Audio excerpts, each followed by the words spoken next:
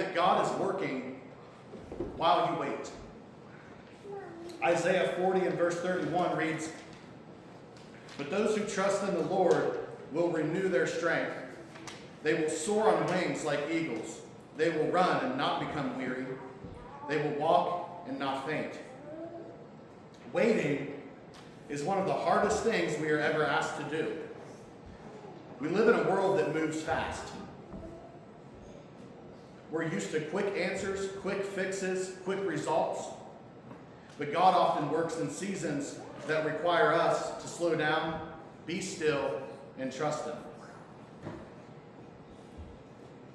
How many of us here feel like the world is moving faster now than it was 10 years ago, 20 years ago, 30 years ago? It's happening. But we have this God that exists outside of our time. So no matter how fast or how slow our time moves to us and our perception, He exists outside of that. Nothing's changed for Him. So when we're in these seasons of waiting, we have to understand that God's already on the other side of it. We're just waiting to catch up to where He is. Waiting can feel like nothing is happening. But Scripture reminds us that waiting is never wasted when it is placed in the hands of God. Isaiah tells us that those who trust in the Lord will renew their strength.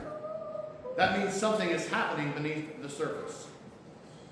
Even when we can't see it, God is working in our waiting.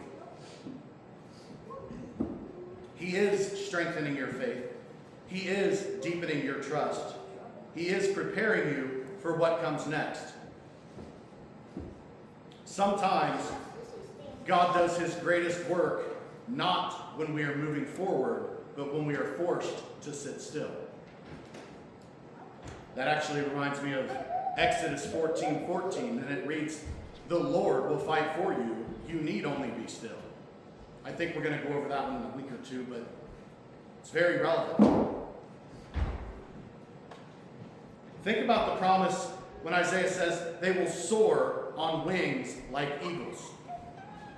When we look at an eagle and we watch an eagle soar, it's not flapping its wings frantically to stay in the air. An eagle stretches his wings and rides the wind. They trust what is holding them up. That's what waiting on God can look like for us. It's not passive, it's not giving up. It's choosing to trust that God is still in control, even when life feels like everything is paused. Scripture continues and says, "They will run and not become weary. They will walk and not faint." God is preparing strength for your future steps, even in your present stillness.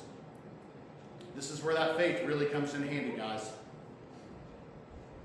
In my opinion, faith isn't necessarily faith when everything's easy. It's when the storm comes and you still have faith where that faith really kicks in and matters, right? So what's that look like for us today? If you are in a season of waiting today, I would like you to ask yourself, am I trusting God in this season? Or am I fighting the waiting? Are you trusting God in this season of we don't know what's coming next? Or are we fighting it? Because I lived a whole life before I found Jesus. And I fought it. And I've dealt with life, and I've dealt with seasons, and I've dealt with storms, and I've dealt with loss without trusting God. And I've dealt with all of these things trusting God. And now that I know what it's like, the experiences, the circumstances that I have now that I'm trusting God, I will never go back to fighting these seasons. I know I may be a strong dude, but I'm not that strong. I can't win those battles. I can't beat those sin patterns on my own. I know that. So when we have those moments of release and we give these things to the Lord and allow Him to do His work, He's the one in control after all. The one that spoke this entire earth into existence. The one that has your best interest at heart. Give him the authority to do what He already has the authority to do.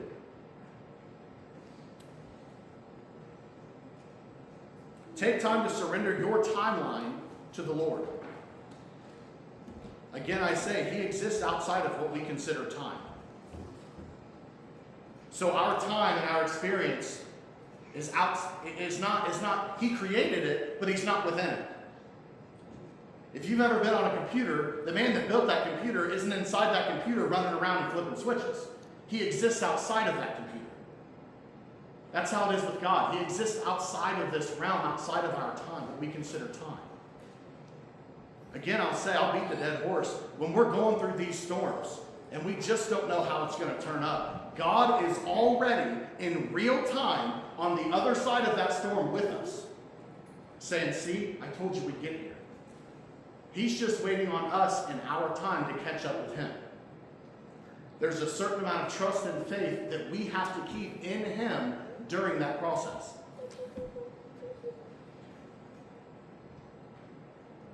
I just ask that you remind yourself that God is never late. God is never absent, and God is always working. Tom, would you mind leading us in prayer this morning, please?